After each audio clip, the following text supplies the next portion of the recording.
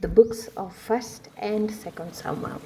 This is a move from the judges ruling, and the Israelites will be asking for a king, and therefore will be moving into the leadership of kings instead of judges. Right, our main characters are Hannah, Samuel, Saul, and David. And I happen to be called Hannah. But anyway, away from that. The book starts off with Hannah praying. Well, it starts off with saying Elkanah had two wives, Penina and Hannah. Penina had children and Hannah did not have children. So Hannah prayed for a son. And yeah, the Lord blessed her and she was no longer barren. And for that matter, she promised to give this son to the Lord. And soon after the boy was weaned, she took her to Eli, who was a priest, and she was to serve in the temple. He was to serve in the temple. And so Samuel ministered under Prophet Eli, or rather priest Eli. Sorry. Yes, Eli also had sons who were to serve under him, but they were wretched. They treated the Lord's offering with contempt and slept with the women who served at the entrance of the tent of meeting. So Prophet Eli got a prophecy that about their destruction, courtesy of this. They also got it from Samuel. And so their destruction came when they were fighting against the Philistines and they died in that battle. Then the ark was captured, and when Eli heard about this, he just fell on his chair and died, for he was very heavy. So the ark is captured and it's in Ashdod, where they place it in front of Dagon, which fell before it. The next day, they would come and find that Dagon is broken and fallen before the ark. So they're like, this ark also brought tumors, and they were so devastated. So they said, take this ark back to its own people, and they did. So it went back to the Israelites. So the ark came to Beth Shemesh, but there are people who died, 70 of them, because of looking into the ark. So they were also afraid, and it went to Kiriath Jearim, where it stayed for 20 years. Now Samuel was the one who was leading the Israelites, of course, fought against the Philistines. And then he grew old, of course, and he appointed his sons to be now Israel's leaders, but they were dishonest. They would take bribes. So the Israel leaders, or rather elders, decided, no, let's just get a king to lead us instead of these sons of Samuel who are dishonest. Samuel was so disappointed in this, and so he asked the Lord about this matter. And so the Lord said, don't worry, it is not you they are denying, it is me they have refused to accept as their king. So the Lord gave them their desire. They got a king, and Saul, through this whole story of donkeys getting lost and him seeking for Samuel's advice, he gets anointed as the king of Israel. And so he is the one to rule and to reign in the land of Israel, which he does after being anointed by Samuel. Yes. As we had said, Samuel at this point is very old, and so he gives his farewell speech and says, rain and thunder will come to you because you have said you want a king, and it happened that evening. Yeah, and now we move on to Saul being the leader and leading them. And of course, they have to fight the Philistines who were fighting them. The Philistines actually were assembling, but the Israelites were scattering because they were afraid. So we're supposed to now wait for Samuel so that they can go out into battle to make a sacrifice. But Saul made the sacrifice himself instead of waiting for Samuel, and this displeased the Lord. It's like that's where the sacrifice, obedience is better than sacrifice, comes in. Yeah, so they were defeated because of this thing. But now the son Jonathan thought, maybe let's just go, me and my armor bearer, and fight against the Philistines, because the Lord is on our side, we might have the victory. And indeed they went and fought against the Philistines, just the two of them, and they had the victory, him and his armor bearer. So this point wars are still being fought, and Saul attacks the Amalekites, but you see, he still spares Agag and the best of the flock, which they were not supposed to do that.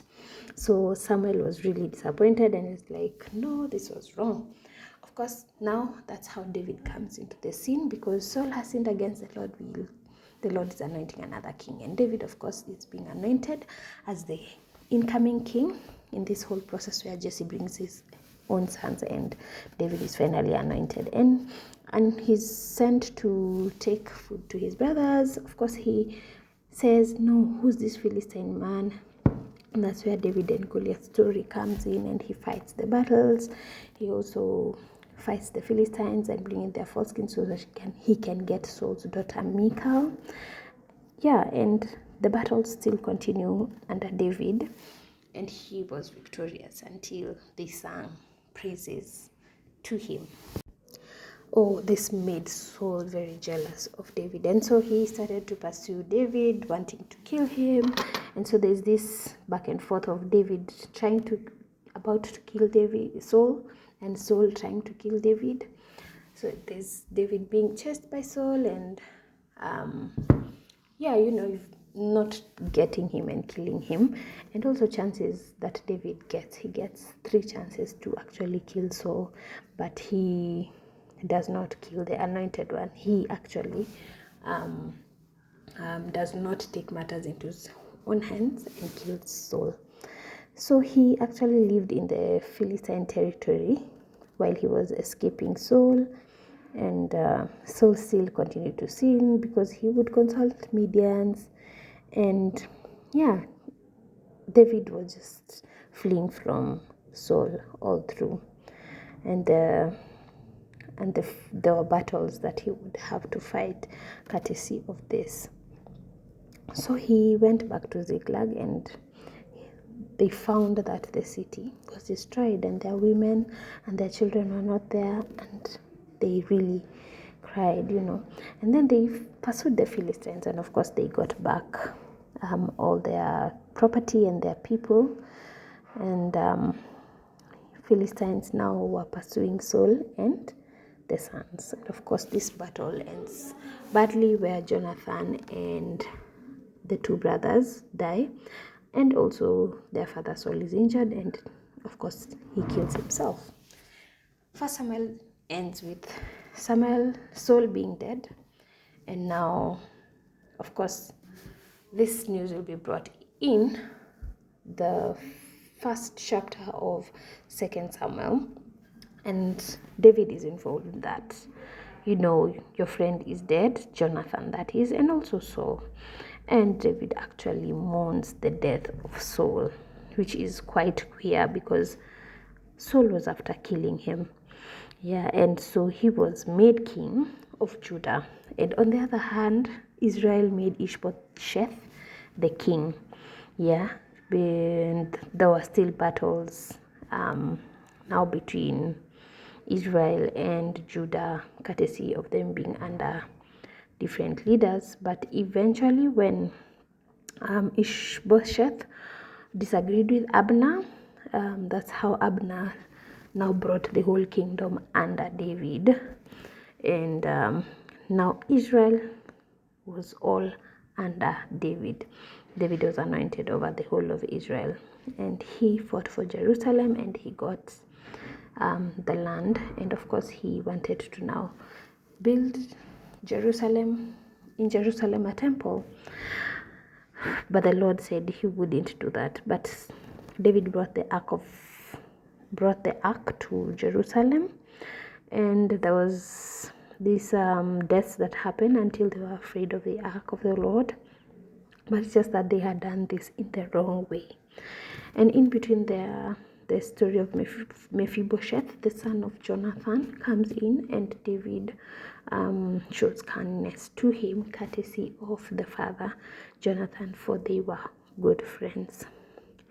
And of course, David isn't in the battlefield when people are in the battlefield, and that's how he fell with the Bathsheba story, where he called out for her and she came to the palace and she was impregnated.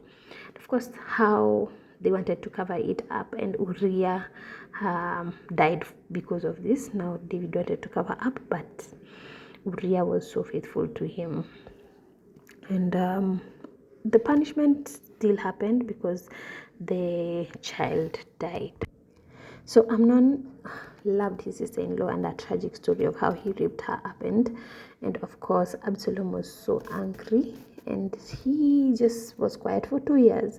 But eventually, he came and he had his revenge on his brother, half brother, and he killed him actually.